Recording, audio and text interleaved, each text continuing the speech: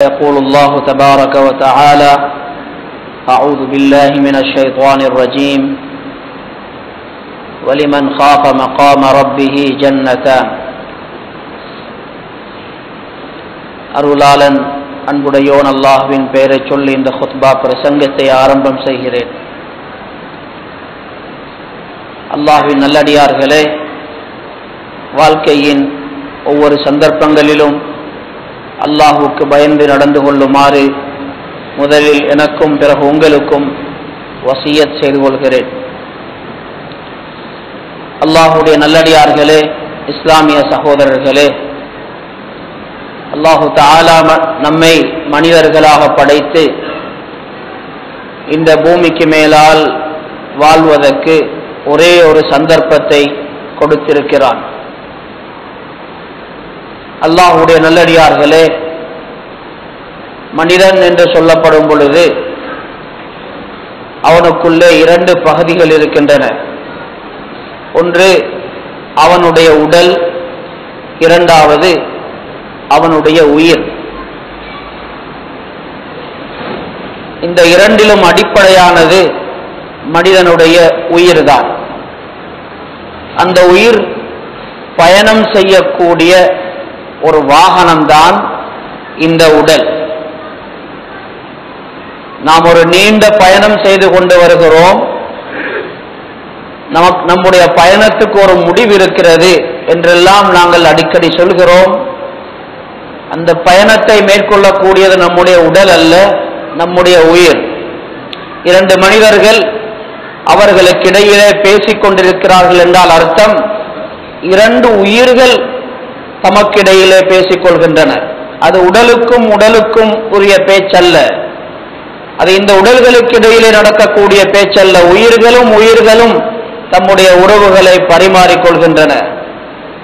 அல்லாஹுடைய நல்லடியார்களே, மனிதனுடைய உயிர் இது வெளி உலகத்திலிருந்து இங்கே வந்திருக்கிறது. நமக்குள்ளே இருக்கிற உயிர் இந்த உலகத்தில் இருந்தல்ல, இது வெளி உலகத்தில் இருந்து இந்த உலகத்துக்கு வந்திருக்கிறது. இந்த உயிருடைய ஆசைகளும் இந்த உயிருடைய தேவைகளும் வித்தியாசமானவை, அலாதியானவை. இந்த உடல் இந்த உலகத்திலே செய்யப்பட்டது, அது மண்ணிலிருந்து படைக்கப்பட்டது. ஆகவே இந்த உடலுடைய தேவைகள் அது வித்தியாசமானது. எப்பொழுதும் அந்த தேவைகள் அது உலகத்தில் இருக்கிற வஸ்துக்களுடன், மண்ணால் படைக்கப்பட்ட அந்த பொருட்களுடன் தொடர்புபட்டவையாக இருக்கும்.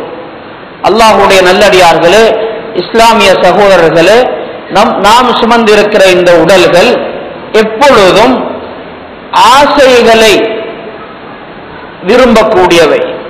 உடலுக்கு எப்பொழுதும் இன்பம் தேவை, தன்னுடைய ஆசைகள் நிறைவேற வேண்டும் என்பதை எப்பொழுதும் அது தன்னுடைய இலக்காக கொண்டிருக்கிறது. மனிதன் உலகத்தில் எந்த ஆசையை நிறைவேற்றினாலும் அதனுடைய இன்பம் அவனுடைய உடலுக்கு போய் சேர்கிறது, உயிருக்கல்ல.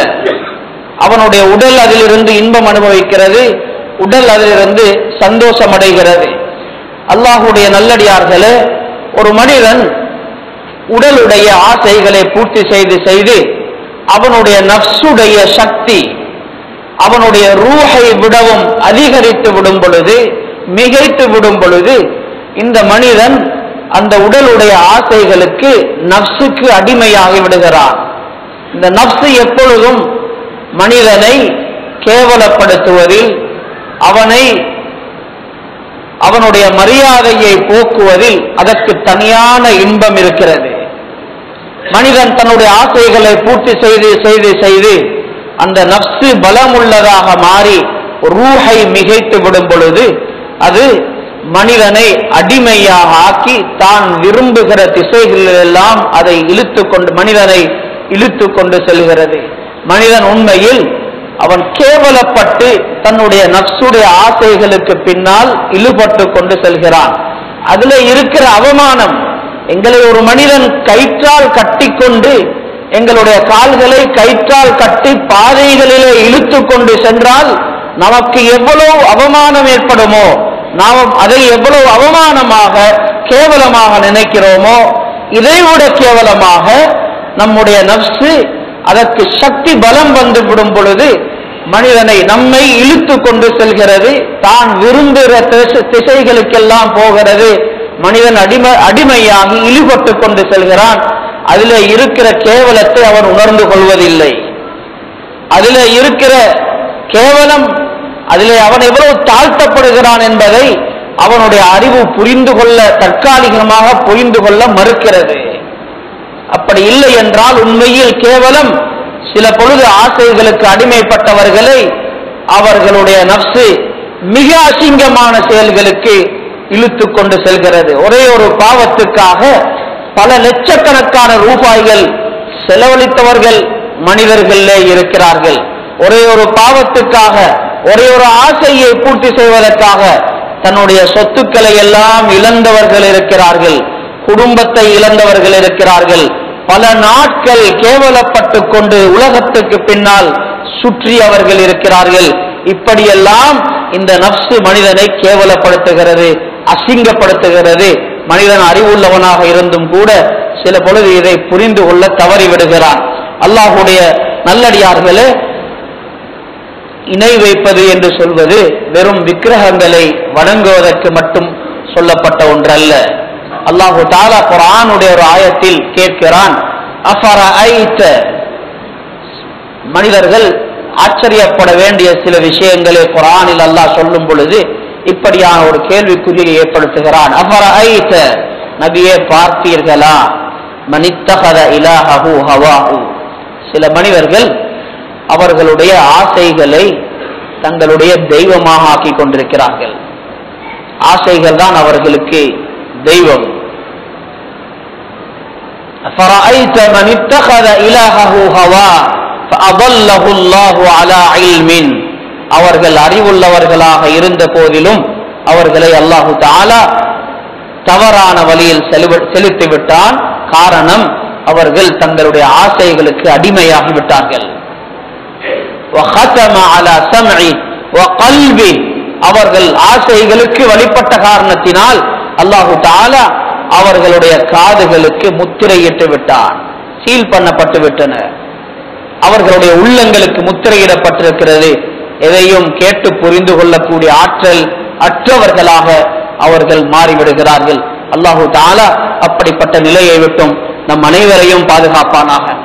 அல்லாஹுடைய நல்லடியார்களே, இஸ்லாமிய சகோதரர்களே, நாம் நம்முடைய ஆசைகளுக்கு வழிபட்டு விரும்பியதையெல்லாம் செய்ய வேண்டும் என்று துணிந்து முடிவெடுத்தால் உலகத்தில் செய்வதற்கு ஒரு பாவம் அல்ல, இரண்டு பாவம் அல்ல, நிறைய பாவங்கள் இருக்கின்றன. பாவங்கள் செய்வதற்கு உலகத்திலே பல வாசல்கள், பல வழிகள் இருக்கின்றன. நாம் நம்முடைய ஆசைகளை பூர்த்தி செய்ய போகிறோம் என்ற முடிவெடுத்தால் பாதைகள் நிறைய இருக்கின்றன. நிறைய பாவங்கள் செய்யலாம், நிறைய தவறுகள் செய்யலாம். ஆசைகளை பூர்த்தி செய்வதிலேயே நம்முடைய வாழ்நாளை முடித்துக் கொள்ளலாம். நேர்மாற்றமாக நாங்கள் நம்முடைய ஆசைகளை கட்டுப்படுத்த போகிறோம், நம்முடைய இச்சைகளை நாங்கள் கட்டுப்படுத்த போகிறோம், நல்ல வழியிலே நாங்கள் நடக்கப் போகிறோம் என்ற முடிவெடுத்தால் நலவுகள் செய்வதற்கு உலகத்திலே ஏராளமாக இருக்கின்றன. அதற்குரிய வழிகள் ஒன்று இரண்டல்ல, லட்சக்கணக்கான வழிகளை அல்லாஹு தஆலா இங்கே வைத்திருக்கிறார். அல்லாஹுடைய நல்லடியார்களே, சின்ன குழந்தைகள் தன்னுடைய முதலாவது வயதிலே, முதலாவது இரண்டாவது வருடங்களிலே தாயிடத்தில் பால் குடிக்கின்றன. குறிப்பிட்ட காலம் முடிவடையும் பொழுது தாய்மார்கள் குழந்தைகளுக்கு பால் கொடுப்பதை நிறுத்திக் கொள்கிறார்கள். நிறுத்தியாக வேண்டும். நிறுத்தக்கூடிய அந்த ஆரம்ப நாட்களிலே அந்த குழந்தை அடம்பிடிக்கிறது. இரவு தூங்குவதும் இல்லை, தூங்க விடுவதும் இல்லை.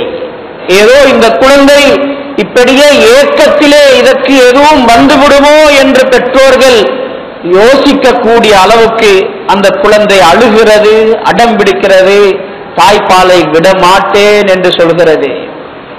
ஆனாலும் தாய் பாசமுள்ளவள் ஓர் இரண்டு தடவைகள் அந்த குழந்தைக்கு, அந்த குழந்தை மீது இரக்கப்பட்டு அன்பு கொண்டு பாலை கொடுத்து விடுகிறாள். ஆனால் எப்படியோ இதை நிறுத்த வேண்டும் என்பதற்காக வேண்டி கஷ்டப்பட்டாவது அவள் பால் கொடுப்பதை நிறுத்தி விடுகிறாள்.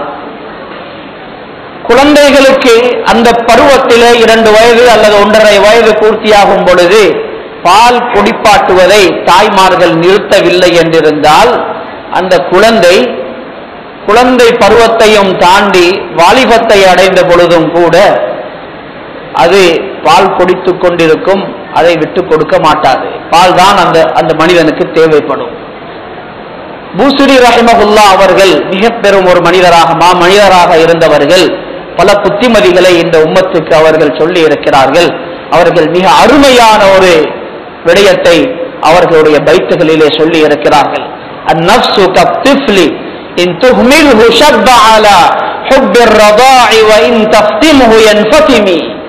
மனிதனுடைய நஃப்ஸ் இருக்கிறதே, அதனுடைய ஆசைகளுக்கு முடிவில்லை. மனிதனுடைய நஃப்ஸை அவர்கள் சொல்கிறார்கள், அது சின்ன குழந்தை மாதிரி.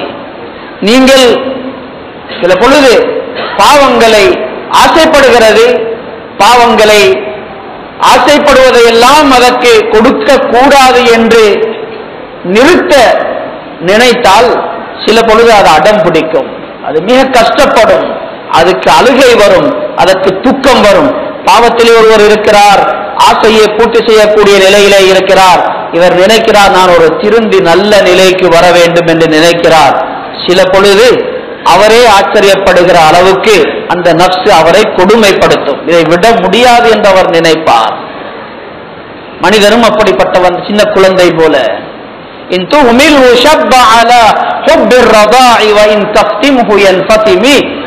அந்த சின்ன குழந்தையிலே கவனஈனமாக இருந்து விட்டால் அந்த குழந்தை வாலிபனாக போதும் கூட அது பாலையே விரும்பும், தாய்ப்பால் குடிக்க வேண்டும் என்று ஆசைப்படும். ஆனால் சின்ன குழந்தைக்கு கஷ்டத்தை பொறுத்து கொண்டாவது பாலை நிறுத்திவிடும் பொழுது, பாலை மறக்கடிக்க செய்து விடும் பொழுது பிறகு அது நிரந்தரமாகவே தாய்ப்பாலை மறந்து விடுகிறது. அல்லாஹ்வுடைய நல்லடியார்களே, நம்முடைய நஃப்ஸும் அப்படிப்பட்டதுதான். சில பாவங்களுக்கு நாங்கள் அடிமையாக இருக்கிறோம், இன்னும் சில ஆசைகளுக்கு நாங்கள் அடிமையாக மாறி இருக்கிறோம். விட நினைத்தால் சில பொழுது நம்முடைய மனசு சொல்கிறது, என்னால் இதை விட முடியாது, என்னால் என்னுடைய போக்கை மாற்றிக்கொள்ள முடியாது. நாம் அதற்கு இடம் கொடுத்து விட்டால், அந்த சிந்தனைகளுக்கெல்லாம் நாங்கள் மதிப்பு கொடுத்து விட்டால் நம்முடைய வயது போய்கொண்டிருக்கும், நாம் தள்ளாத வயதை கூட அடைந்து விடுவோம், நம்முடைய முதுகுகள் கூனியாகிவிடும். அப்பொழுதும் ஆச்சரியப்படத்தக்க விதத்திலே நாங்கள் சின்ன வயதிலே செய்த பாவங்களுக்கு அடிமையாக இருப்போம். நம்மால் விட்டுக்கொள்ள முடியாத நிலை வந்துவிடும். ஆனால் கஷ்டங்களை சுமந்து கொண்டு அதை முடிவுக்கு கொண்டு வருகிறது என்ற முடிவை நாங்கள் எடுத்தால் நஃப்ஸ் அந்த பாவத்தை மறந்துவிடும். அதற்கு பிறகு அந்த பாவத்தின் பக்கம் திரும்புவதிலே உண்மையான வெட்கத்தையும் கூச்சத்தையும் மனிதன் உணர ஆரம்பிப்பான். அல்லாஹ்வுடைய நல்லடியார்களே, நம்முடைய நஃப்ஸ்களை கட்டுப்பாட்டுக்குள்ளே கொண்டு வருவது என்பது மார்க்கத்தில் மிக பிரதானமான ஒன்று. இந்த நஃப்ஸுடைய இயல்பான நிலை, இன்ன நஃப்ஸல அம்மாரத்தும் பிஸ்ஸூ, அந்த நஃப்ஸ் எப்பொழுதும் மனிதர்களை தவறுகளுக்கு ஏறிக்கொண்டே இருக்கும். அதை செய், இதை செய் என்று நல்லதை சொல்ல மாட்டாது. கெட்டவைகளை செய்வதற்கு மனிதனை எப்பொழுதும் தூண்டிக் கொண்டிருக்கக்கூடிய ஒன்றுதான் மனிதனுடைய நஃப்ஸ். இதை நாங்கள் கட்டுப்பாட்டுக்குள்ளே கொண்டு வர வேண்டும். எப்படி அதை கட்டுப்படுத்தலாம்?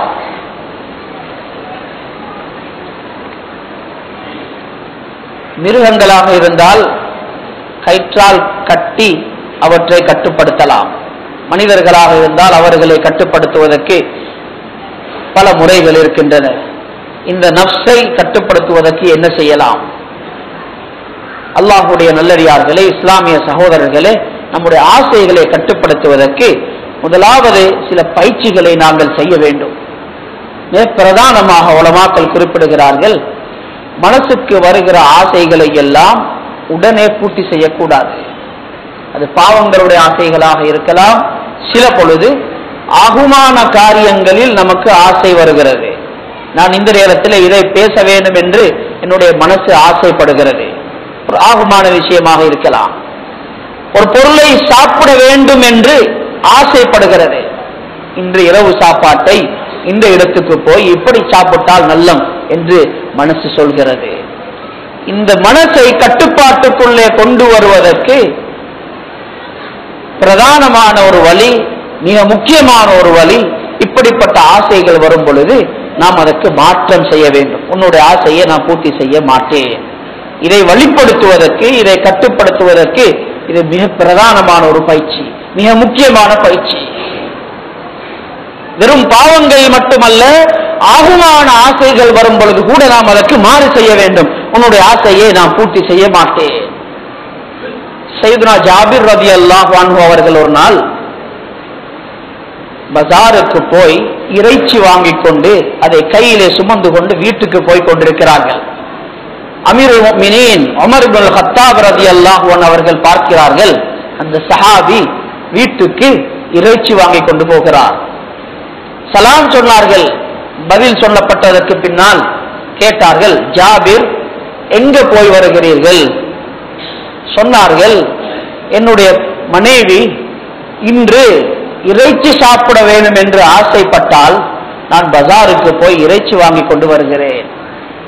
சையதுனா உமர் ரலியல்லாஹு அன்ஹு அவர்கள் ஒரு கேள்வி கேட்டார்கள், அவ குல்லமா தஷ்தஹி தஜஅலுஹு ஃபீ பத்னிக், அப்படியாக இருந்தால் ஆசைப்படுவதை எல்லாம் வயிற்றுக்குள்ளே போட்டு விடுவதுதானா? கட்டுப்பாடு ஒன்று கிடையாதா? அல்லாஹ்வுடைய நல்லடியார்களை இருந்து நின்று ஒரு நாள் இறைச்சி சாப்பிட்டவர்கள் அதையே ஆசை வரும் பொழுது கட்டுப்படுத்த வேண்டும் என்று சொல்கிறார்கள் என்றிருந்தால் நம்முடைய ஆசைகள் எவ்வளவு தூரம் போய் இருக்கிறது என்பதை ஒரு தடவை கற்பனை செய்து பாருங்கள். எவ்வளவு கஷ்டகாலத்தில் இருந்தவர்கள், அந்த காலங்களில் வளமையாக இப்படிப்பட்ட இறைச்சி வியாபாரம் இருக்கவும் இல்லை. இங்கு கூட சமீப காலங்களில் ஒரு 20 வருஷங்களுக்கு முன்னால் நாம் எடுத்து பார்த்தால் இந்த நிலை இருக்கவில்லை. இந்த 20 வருடங்களுக்குள் எங்களுடைய நஃப்சுகளுக்கு அடிமையாகி நாம் எவ்வளவு தூரம் போயிருக்கிறோம், நம்முடைய நஃப்சுகள் நம்மை எப்படி ஆட்டி படைத்துக் கொண்டிருக்கின்றன என்று பாருங்கள். ஒவ்வொரு நாளும் எத்தனை ஆசைகள் நமக்கு வருகின்றன. எந்த ஒரு ஆசையாவது நாங்கள் பூர்த்தியாக்காமல் விடுகிறோமா? எவ்வளவு எல்லாம் நினைத்ததை எல்லாம் நினைத்த வினாடியிலே, ஒரு காலத்திலே இப்படி இருந்தது, இறைச்சி சாப்பிட வேண்டும் என்று ஆசைப்பட்டால் போக வேண்டும், வாங்க வேண்டும், வர வேண்டும், சமைக்க வேண்டும் என்றெல்லாம் இருந்தது. ஆனால் நாம் எவ்வளவு அடிமையாக இருக்கிறோம் என்றால், நாம் இப்பொழுது அந்த ஆசை நமக்கு வந்தாலே நம்முடைய போனை தூக்குவது மட்டும்தான். உடனே நம்பரை எடுக்கிறோம், அடிக்கிறோம், ஆர்டர் செய்கிறோம், கொண்டு வருகிறோம், சாப்பிடுகிறோம். நம்முடைய நஃப்ஸை நம்முடைய கட்டுப்பாட்டுக்குள்ளே கொண்டு வர வேண்டும் என்றிருந்தால் முதலாவது ஆகுமானவைகளில் கூட ஆசை வரும் பொழுது எங்களுடைய அந்த ஆசைகளுக்கு நாங்கள் மாற்றம் செய்ய வேண்டும். இரண்டாவது, ஆகிரத்தை பற்றி அதிகமாக யோசிப்பது. நான் செய்யக்கூடிய இந்த ஒவ்வொன்றுக்கும் நான் அல்லாஹ்விடத்திலே பதில் சொல்ல வேண்டி இருக்கிறது. அல்லாஹ்வுடைய தூதர் ஸல்லல்லாஹு அலைஹி வஸல்லம் சில முக்கியமான சஹாபாக்களுடன் ஒரு நாள் மிக பசி பட்டினி, சாப்பிடுவதற்கு ஒன்றுமே கிடையாது. அப்படிப்பட்ட நேரத்தில் ஒரு சஹாபியுடைய வீட்டுக்கு செல்கிறார்கள். அங்கே அவர்களுக்கு மாமிசம், இறைச்சியும் தண்ணீரும் கொடுக்கப்படுகிறது. சாப்பிட்டு விட்டு அல்லாஹ்வுடைய தூதர் ஸல்லல்லாஹு அலைஹி வஸல்லம் சொன்னார்கள், ثُمَّ لَتُسْأَلُنَّ عَنِ النَّعِيمِ, நீங்கள் இப்பொழுது சாப்பிட்ட இந்த சாப்பாடு, இந்த இன்பம், இவற்றுக்கெல்லாம் உங்களிடத்திலே கேள்வி கணக்கு இருக்கிறது. நாங்கள் சாப்பிடக்கூடிய சாப்பாடுகள், நாங்கள் அனுபவிக்கிற இந்த இன்பங்களுக்கு அல்லாஹ்வுக்கு முன்னால் நான் நின்று பதில் சொல்ல வேண்டி இருக்கிறதே என்பதை ஒரு தடவை நாங்கள் நினைத்து பார்க்க வேண்டும். இவற்றையெல்லாம் நினைப்பதை நாங்கள் சம்பூர்ணமாக விட்டுவிட்டோம். நாங்கள் எங்களுடைய உலகத்துக்கு சென்று விட்டால், சாப்பாட்டுக்கு சென்று விட்டால் ஆகிரத்தை நினைப்பதில்லை. நம்முடைய சந்தோஷமான நிகழ்வுகள் வந்துவிட்டால் நாங்கள் கபரை நினைப்பதில்லை. அல்லாஹ்வுடைய நல்லடியார்களே, வாழ்க்கையில் நமக்கென்று சில நேரங்கள் இருக்க வேண்டும். அந்த நேரங்கள் திலாவத்துக்கும் அல்ல, தொழுகைக்கும் அல்ல, zikruக்கும் அல்ல, நம்முடைய மரணத்தை நினைப்பதற்கு. குர்ஆன் எப்படி, ஹதீஸ்கள் எப்படி அல்லாஹ்வை அதிகம் zikr செய்யுங்கள் என்று சொல்லப்பட்டிருக்கிறதோ அதே போல ஹதீஸில் நபியுல்லாஹி ஸல்லல்லாஹு அலைஹி வஸல்லம் அவர்கள் இன்னும் ஒன்றையும், அல்லாஹ் அல்லாத ஒன்றையும் அதிகம் zikr செய்யுங்கள் என்று சொல்கிறார்கள். அக்ஸிரு zikra ஹாதிமில் லஸ்ஸாத், உங்களுடைய இன்பங்களை எல்லாம் தூளாக்கி விடக்கூடிய, உங்களுடைய இன்பங்களை எல்லாம் தகர்த்து விடக்கூடிய மௌத்தை, மரணத்தை அதிகம் அதிகம் நீங்கள் நினையுங்கள், அதிகமாக அதை பற்றி ஞாபகம் செய்யுங்கள் என்று சொல்கிறார்கள். அல்லாஹ்வுடைய நல்லடியார்களே, இஸ்லாமிய சகோதரர்களே, குறைந்தபட்சம் ஒவ்வொரு நாளும் 5-10 நிமிடங்களாவது ஒதுக்க வேண்டும் முராகபத்துல் மவுத் செய்வதற்காக. முராகபத்துல் மவுத் என்றால் தன்னை ஒரு மையத்தாக கற்பனை செய்வது. நான் இந்த நேரத்திலே வஃபாத்தாகி இருக்கிறேன், என்னை பார்ப்பதற்கு சூழ உள்ளவர்கள் வருகிறார்கள், என்னை இப்பொழுது குளிப்பாட்டுகிறார்கள், கஃன் செய்கிறார்கள், என்னை தூக்கி கொண்டு செல்கிறார்கள், என்னை மஸ்ஜிதில் வைத்து தொழுகை நடத்துகிறார்கள், என்னை கொண்டு போகிறார்கள், அடக்கம் செய்கிறார்கள் என்றெல்லாம் ஒரு கற்பனை செய்து பார்ப்பது முராகபத்துல் மவுத். சுலூக்குடைய உலமாக்களிடத்திலே முராகபத்துல் மவுத் என்று சொல்வது மிக பிரதானமான மிக முக்கியமான ஒரு பயிற்சியாக இருக்கிறது. நம்முடைய நஃப்ஸுகளை கட்டுப்படுத்தி நம்மை அல்லாஹ்வுக்கு வழிபட வைப்பதற்காக செய்யப்படக்கூடிய ஒரு பயிற்சி. அல்லாஹ்வுடைய நல்லடியார்களே, இஸ்லாமிய சகோதரர்களே, நாம் கொஞ்சம் ஒவ்வொரு நாளும் நேரம் ஒதுக்கி அதை ஞாபகம் செய்து பார்க்க வேண்டும். எத்தனையோ மனிதர்கள் நமக்கு முன்னால் இந்த பூமிக்கு மேலே இருந்திருக்கிறார்கள், கபருக்கு போய் சேர்ந்து விட்டார்கள். அவர்கள் இந்த உலகத்திலே இருக்கிற காலத்தில் எத்தனையோ விதமான ஆசைகள் அவர்களுக்கு வந்தன. அந்த ஆசைகளை எல்லாம் அவர்களில் பலர் பூர்த்தி செய்திருக்கிறார்கள். இப்பொழுது முடிவாக என்ன ஆனது? அவர்கள் அனுபவித்த ஆசைகள் அது எங்கே போய்விட்டன? கபருக்கு போய் சேர்ந்து விட்டார்கள். அவர்கள் தவறாக அனுபவித்த அந்த ஆசைகளுக்கு பகரமாக அவற்றை கட்டுப்படுத்தி அல்லாஹ்வுக்கு வழிபட்டு நடந்து அல்லாஹ்வை சந்தோஷப்படுத்தி இருந்தால் அவர்கள் பாக்கியசாலிகளா அல்லது துர்ப்பாக்கியசாலிகளா? அல்லாஹ்வுக்கு வழிபடாமல் தன்னுடைய ஆசைக்கு வழிபட்டு அவர்கள் அந்த இன்பத்தை உலகத்திலேயே அனுபவித்து முடித்து விட்டிருந்தால் அவர்கள் பாக்கியசாலிகளா அல்லது துர்ப்பாக்கியசாலிகளா? இவற்றை நாங்கள் சிந்திக்க வேண்டும். உயிருள்ளவர்களை நிறைய சந்திக்கிறோம், உயிருள்ளவர்களை நிறைய பார்க்கிறோம், அவர்களுடன் பேசுகிறோம். அதனால் வாழ்க்கையிலே நமக்கு ஆசை அதிகரிக்கிறது. வாழ்பவர்களை சந்தித்தால் வாழ்க்கையில் ஆசை அதிகரிக்கிறது. வாழ்பவர்களை பார்க்கிறோம், அதனால் அவரை போல இவரை போல வாழ வேண்டும் என்றெல்லாம் நம்முடைய ஆசை வளர்ந்து கொண்டே செல்கிறது. அவர் எப்படி வாழ்கிறார், அவர் எப்படி வாழ்கிறார் என்று ஒவ்வொருவரையும் பார்த்து பெருமிதம் அடைகிறோம், ஆசைப்படுகிறோம். அல்லாஹ்வுடைய தூதர் ஸல்லல்லாஹு அலைஹி வஸல்லம் அவர்கள் சொல்கிறார்கள், வாழ்பவர்களை மட்டுமல்ல வாழ்ந்துவிட்டு போனவர்களையும் கொஞ்சம் சந்தியுங்கள். அலா ஃபஸூருஹா, கபறுகளை போய் சந்தியுங்கள், அவர்களையும் சந்தியுங்கள். ஃபைன்னஹா துதக்கிருல் ஆகிரா, வாழ்பவர்களை சந்தித்தால் வாழ்க்கை நினைவுக்கு வருகிறது, வஃபாத்தானவர்களை சந்தித்தால் மௌத்து நினைவுக்கு வரும், நம்முடைய வஃபாத் நினைவுக்கு வரும். ஆகவே அவர்களையும் போய் சந்திக்க சொல்கிறார்கள். சில பொழுது நாம் நம்முடைய நஃப்ஸுடன் தனிமையில் பேச வேண்டும். மற்றவர்களுடன் பேசுவதில் நமக்கு நிறைய இன்பம் இருக்கிறது. நண்பர்களுடன் நிறைய பேசுகிறோம், மனைவியுடன் குழந்தைகளுடன் நிறைய பேசுகிறோம். அல்லாஹ்வுடைய நல்லடியார்களே, தன்னுடன் பேசுவது என்ற ஒன்றும் இருக்கிறது. சஹாபாக்கள் பலருடைய சம்பவங்களை சொல்லலாம். தங்களுடன் அவர்கள் தனிமையிலே பேசுவார்கள். எங்களுடன் பேசுவதற்கு, நாங்கள் நஃப்ஸுடன் பேசுவதற்கென்று சில நேரங்களை ஒதுக்கிக் கொள்ள வேண்டும். என்னுடைய நஃப்ஸை பார்த்து நான் பேச வேண்டும்.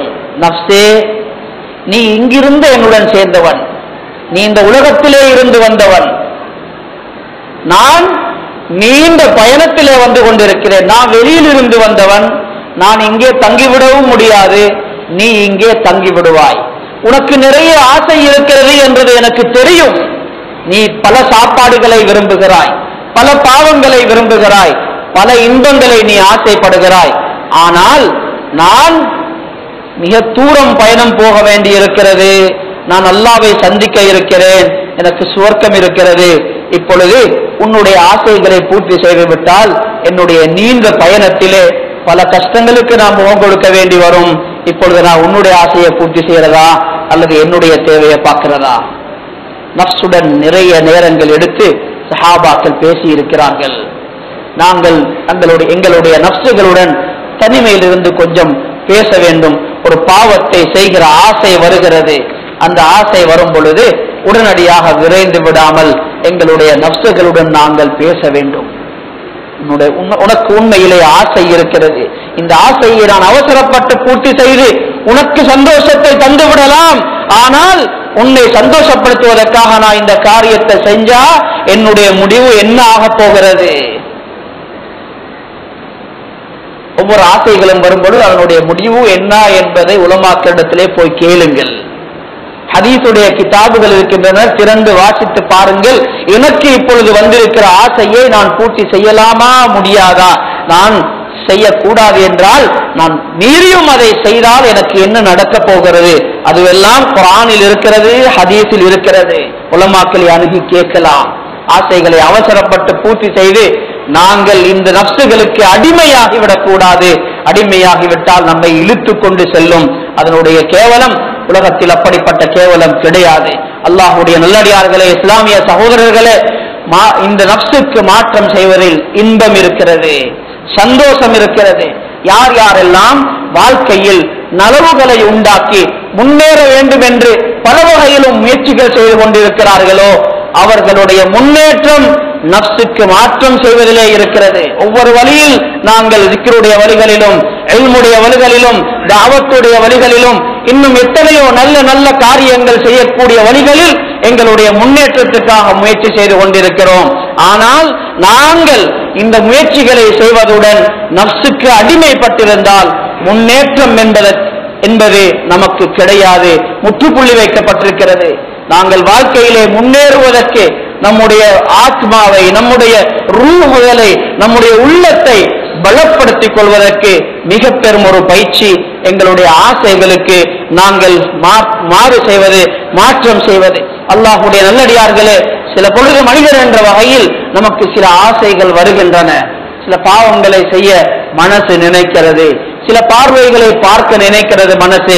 இந்த டிராமாவை பார்த்தா எனக்கு சந்தோஷமாக இருக்கலாமே, அரை மணி நேரத்துக்கு, ஒரு மணி நேரத்துக்கு இப்படி ஒரு இன்பத்தை எனக்கு அனுபவிக்கலாமே, ஒரு காட்சி இருக்கிறது அதை பார்த்தால் எனக்கு சந்தோஷமாக இருக்கலாமே, நண்பர்கள் வந்திருக்கிறார்கள் கூட சேர்ந்து அவர்கள் சொல்கிற வேலையில ஈடுபட்டால் எனக்கு கொஞ்ச நேரம் சந்தோஷமாக இருக்கலாமே என்று மனிதன் என்ற வகையில் பல கட்டங்களில் பல ஆசைகள் வரலாம்.